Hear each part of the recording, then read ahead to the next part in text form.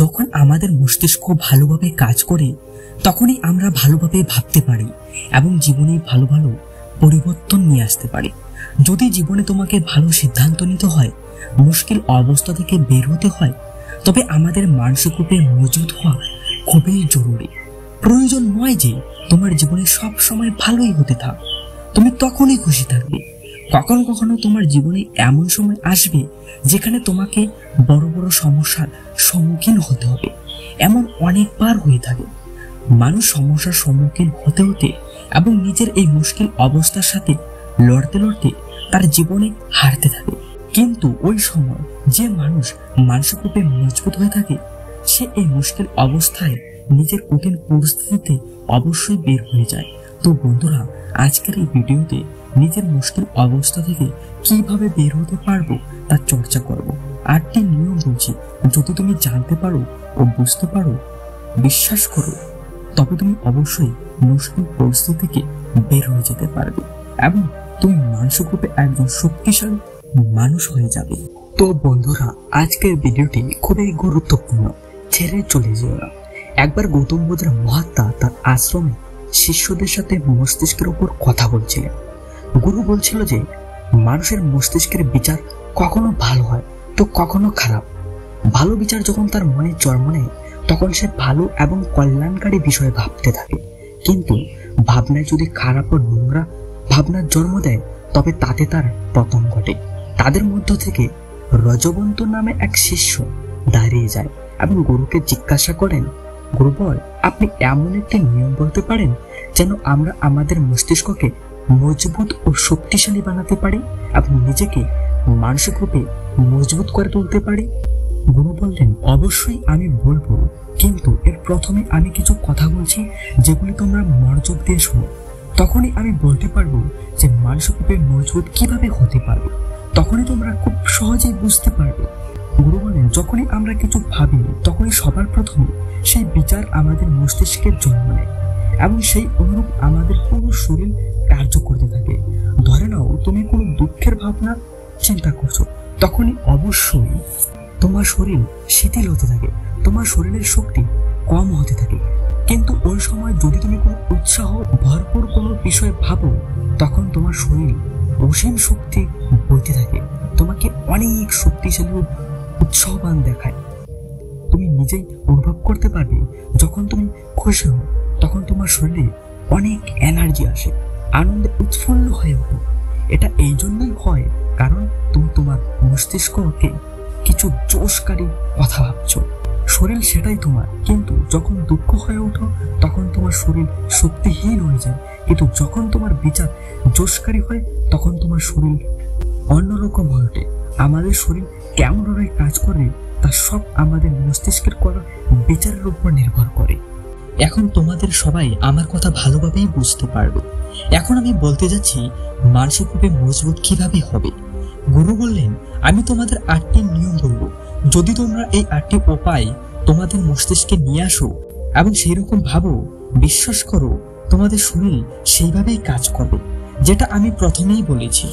গুরু বললেন, শিষ্য, মানসিক রূপে মজবুত হওয়ার প্রথম নিয়ম যেটা হয়ে গেছে তার পরোয়া করা ছেড়ে দাও। গুরু বললেন যে শিষ্য আমাকে এটা বলুন, সূর্য কোন দিকে ওঠে? তখন সব শিষ্য একসাথে জবাব দিল, গুরুজি, সূর্য পূর্ব দিকে ওঠে। যদি আমি এটা বলি যে সূর্য পশ্চিম দিক থেকে ওঠে তবে কি তা উঠবে? সব শিষ্য বলে উঠল, তা কখনোই সম্ভব না। গুরু বল, সূর্য তো পূর্ব দিকে উঠবে, আমরা তো তার স্থানকে বদলাতে পারবো না। গুরু আরো বললেন, মেনে নাও বৃষ্টির মৌসুমে যদি আমি এটা বলি বৃষ্টি থেমে যাও, তবে কি সে থেমে যাবে? শিষ্য বলল, না গুরুবর, সেটা তো ঋতু পরিবর্তনের ফলে ঘটে। যখন ঋতু পরিবর্তন ঘটবে তখন একা একাই বৃষ্টি হয়, আবার বন্ধও হয়ে যাবে। গুরুজি আরো বলল, তোমাদেরকে যদি আমি এটা বলি ঠান্ডার সময় গরম হোক, এটা তো কখনো হবে না। শিষ্য বলল, গুরুবর, আপনি ঠিক বলেছেন, এটা কখনো হবে না। এই ঋতু তো প্রকৃতির উপর নির্ভর করে, যেটা আমাদের বশে নেই। গুরু বললেন, ঠিক সেই রকমই যে জিনিস আমাদের বশে থাকবে না, যে কথা ঘটনা ঘটে গেছে সেটা নিয়ে যদি আমরা বারবার পরেশান হয়ে যাই, যদি সেটা বিলাপ করতে থাকি, তাহলে কি সেই সময়টাকে বদলাতে পারবো? শিষ্য বলল, না গুরুবর। গুরু বললেন, যদি তুমি ঘটে যাওয়া ঘটনাকে নিয়ে বারবার চিন্তাতে থাকো এবং তা নিয়ে আফসোস করতে থাকো, তবে তুমি পরিশান হতে থাকো। এই জন্য তোমার জীবনে যা ঘটে গেছে চেষ্টা করো তা ভুলতে। আর এর একমাত্র উপায় যে তুমি তোমার আসতে থাকা সময়ে, সামনে আসা ভবিষ্যতে, সামনে থাকা বিষয়ে ধ্যানকে একত্রিত করো। গুরু আরো বললেন, মানসিক রূপে শক্তিশালী হওয়ার দ্বিতীয় নিয়মটি হলো ধ্যান করার অভ্যাস। গুরু বলেন, গৌতম বুদ্ধ যখন সত্যের খোঁজে বেরিয়েছিল তখন তিনি অনেক নিয়ম করেছেন, অনেক কার্যক্রম করেছিল, কিন্তু তাতে কিছুই হলো না। তাতে তার শরীর রোগা পাতলা হয়ে যাচ্ছিল। তিনি সত্যের খোঁজে অসমর্থিত হচ্ছিল। তার গুরু তাকে অনেক কর্মকাণ্ড উপায় বলেছিল, কিন্তু সেই কর্মকাণ্ডের কোনো কিছুই হলো না। শেষে গৌতম বুদ্ধ নিজে যখন ধ্যানে বসলেন, তখন ধীরে ধীরে ধ্যানের গভীরে গিয়ে তিনি সেই সব জিনিস খুঁজে পেলেন যা তিনি এতদিন খোঁজ করে চলছিলেন। ধ্যান দ্বারা তিনি সব বিচারের উপর বিজয় প্রাপ্ত করে নিলেন। তিনি পাপী মার্গকে পরাজিত করলেন, কাম বাসনার উপর বিজয় পেলেন, নিজের সব ভাবনায় বিজয় করলেন। এইসব তখনই হয়েছে তিনি যখন ধ্যানের গভীর অবস্থায় বসেছিলেন এবং অনেক দিন ধরে একই অবস্থায় ছিলেন। ধ্যান করার ফলে আমাদের মস্তিষ্ক ও মন অনেক শান্ত হয়ে যায়, যার ফলে আমরা যদি কোনো কিছু বস্তু বা কারো সম্বন্ধে বা কিছু বিষয়কে নিয়ে বিচার করি, তখন আমাদের পুরো ধ্যান সেটাই একত্রিত থাকে। আমাদের মস্তিষ্ক বেশি এদিক সেদিকে চলে যায় না, আর আমরা কোনো কিছুকে খুব ভালো করে বুঝতে পারি, জানতে পারি। ধ্যান এমন একটি উপায় যা তোমাকে সব রকম পরিস্থিতিতে মজবুত বানিয়ে তোলে। বৌদ্ধ ভিক্ষুরা যদি কোনো বিষয় অধিক জোর দেয়, তবে তারা ধ্যানে অনেক ঘন্টা ধরে বসে থাকে, যার ফলে তাদের মস্তিষ্ক অনেক শান্ত থাকে, তাদের মন অনেক শান্ত থাকে। আর যাদের মন শান্ত থাকে সেই যে কোনো বিষয়ে ভালোভাবে বিচার করতে পারে, অর্থাৎ সে মন ও মস্তিষ্ক দুটো দ্বারাই মজবুত হতে থাকে। ধ্যান করার ফলে তোমার সব বাসনা তোমার নিয়ন্ত্রণে থাকবে। তুমি তোমার ইচ্ছা অনুসারে তোমার বাসনাকে নিজের বশে রাখতে পারবে। গুরু আবার বললেন, মানসিক রূপে মজবুত হওয়ার তৃতীয় উপায় হলো খুব বেশি কারোর উপর ভরসা রাখবে না। গুরু বললেন, তোমরা সবাই নিজের ইচ্ছা মতো করে জন্মগ্রহণ করেছো, নিজের ইচ্ছা মতোই কর্ম বেছে নাও, কিন্তু মানুষ জন্ম নেওয়ার পর সে ওই সব ভুলে যায়, তাকে কি করতে হবে, কিসের জন্য জন্মগ্রহণ করেছে, এবং জন্মগ্রহণের পর নানা প্রকার বাসনায় আসক্ত হয়ে যায়। এই সংসারের মোহমায়ায় সে অনেক পরেশান হয়ে যায়। সে নিজেকে জানতেই পারে না, সে নিজেকে ভুলে যায়। এর ফলে সে অনেক অনেক মানুষের উপর বিশ্বাস ও ভরসা করতে থাকে। ভরসা করাই দুঃখের কারণ হয়ে ওঠে। যে ব্যক্তির উপর তোমার বেশি ভরসা করে ফেলবে, সামনে আসার সময়ে সবচেয়ে বেশি দুঃখ তার কাছ থেকেই পাবে, কারণ বিশ্বাস ভেঙে গেলে তখন দুঃখ অনেক বেশি হয়। এই জন্য এই সাংসারিক ভৌতিক জীবনে বেশি বিশ্বাস ও ভরসা এবং বেশি মোহ কারো কাছেই করবে না। তখনই এক শিষ্য দাঁড়িয়ে ওঠে এবং বলে, হে গুরুবর, আমরা বিনা বিশ্বাসে, বিনা আশা ছেড়ে কেমন ভাবে বেঁচে থাকতে পারি? আমাদের সবার মনেই চলে আমাকে এটা করতে হবে, আমাকে এই জিনিসটা করতে হবে, আমাকে জীবনে বড় কিছু করতে হবে। বিনা আশায় তো আমরা জীবনে এগিয়ে যেতে পারবো না। গুরু বলল, কিছু পাওয়ার লালসা, কিছু বড় হওয়ার লালসা জীবনে অবশ্যই উঁচুতে নিয়ে যাবে, কিন্তু বড় হওয়ার জন্য লালসা নিজে থেকে হয় না, না তো কোনো ব্যক্তি বস্তু থেকে। আমি এখানে মানুষের ব্যাপারে বলছি। যদি তুমি এটা ভাবো আমার বন্ধু সব সময় আমার পাশে দাঁড়াবে, আমার জন্য সে তা করবেই, তুমি ভাবছো সামনে থাকা ব্যক্তি তা করবো, এইসব বিষয়ে অনেক বেশি বিশ্বাস ও মোহকে বাড়িয়ে দেয়। অনেক বেশি বিশ্বাস কারোর উপর রেখো না, নিজের উপর বিশ্বাস রাখো, তবে দুঃখ বেশি হবে না। কিন্তু যদি অন্যের উপর বেশি বিশ্বাস রাখো, যদি বিশ্বাস পূরণ না হয়, তবে অনেক বেশি দুঃখ হবে। অনেকবার এমন হয়, মাতা পিতা যা কিছু তাদের জীবনে অর্জন করতে পারেনি, তারা চায় যে এইসব জিনিস তাদের বাচ্চারা অর্জন করুক। তারা সব ভার তাদের বাচ্চাদের উপর রাখে।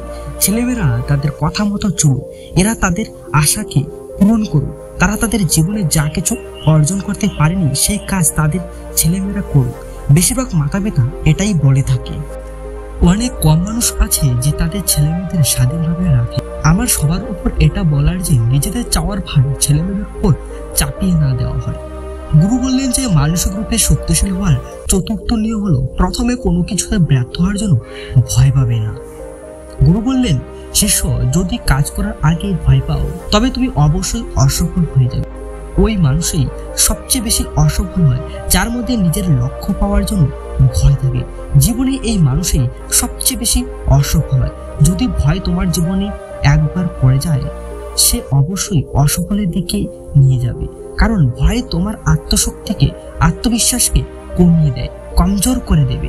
তুমি নিশ্চিন্ত রূপে লক্ষ্য পেতে অসমর্থ হবে, আর এই ভাবনাই তোমাকে অসফলতার দিকে নিয়ে যাবে।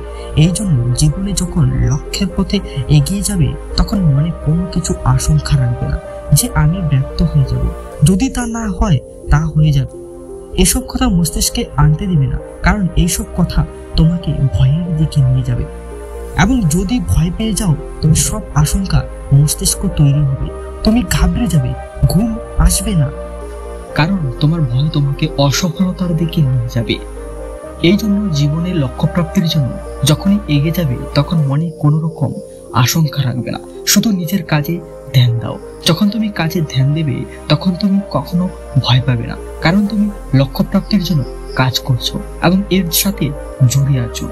তোমার ভয় দেখবে কম হয়ে যাবে, এবং যখন ভয় কম হয়ে যাবে, তখন অবশ্যই সফল হবে।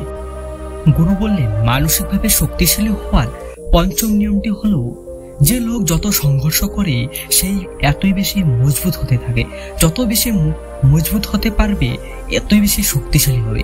এই জন্য যদি তুমি কোনো কাজে অসফল হয়ে যাও, যদি কোনো জিনিস তোমার ইচ্ছা মতো হয়নি, বা এমন কিছু কাজ করছো যা তোমার করা উচিত হয়নি, যদি এইসব কথা নিয়ে তুমি এখনো আফসোস করছো, নিজেকে দোষ দিচ্ছ, তা তোমাকে মানসিক রূপে কমজোর করতে থাকবে।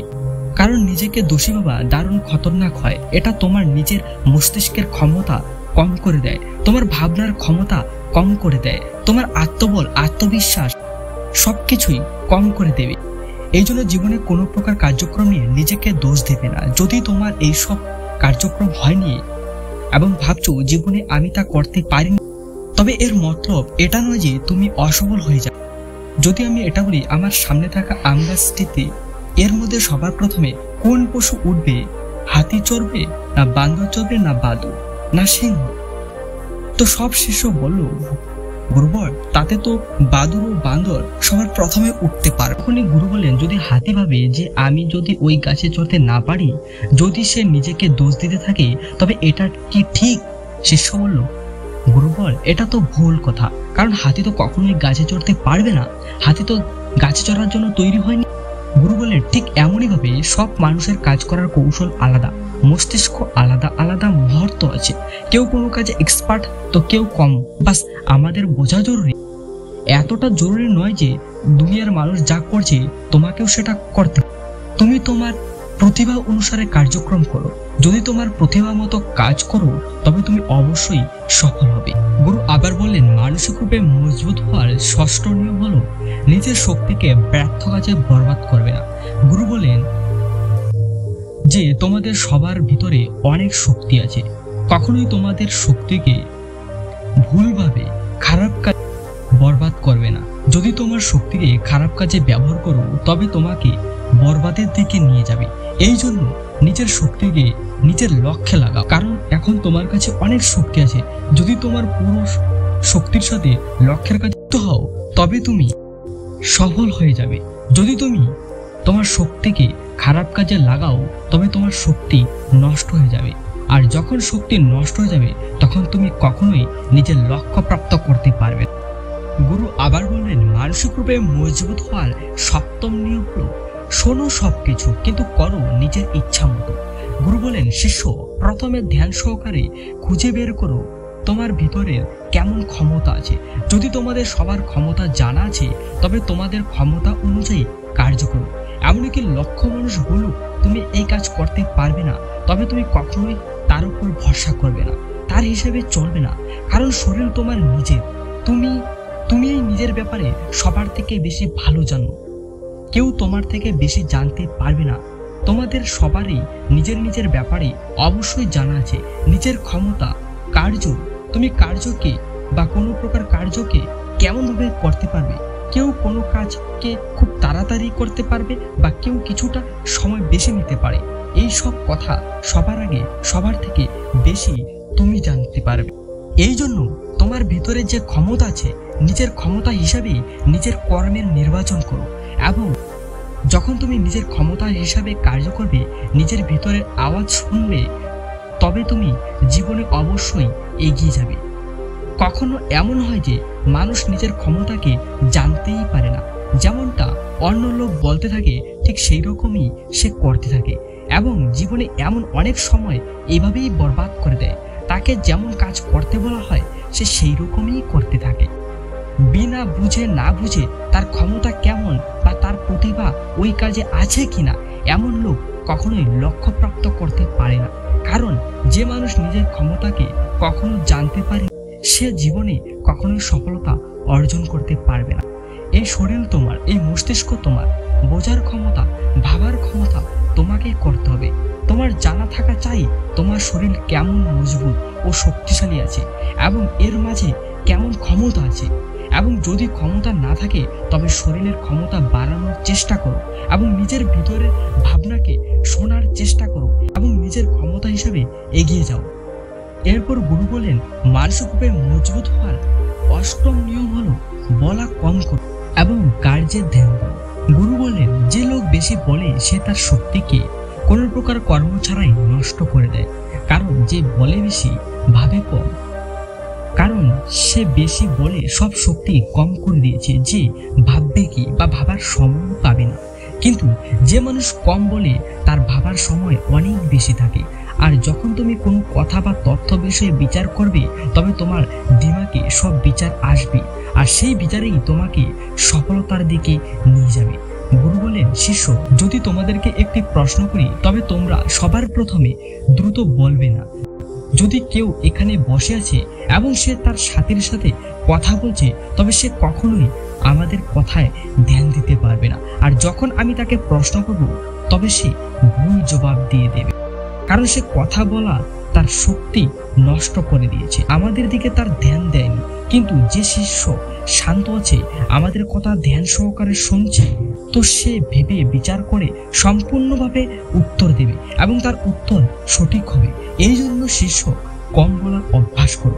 যখন তোমরা কম বলার অভ্যাস করবে তবে তোমরা যে কোনো কথাই বা তথ্যের উপর বেশি বিচার করতে পারবে, সমস্যার সমাধান অবশ্যই বেরিয়ে আসবে।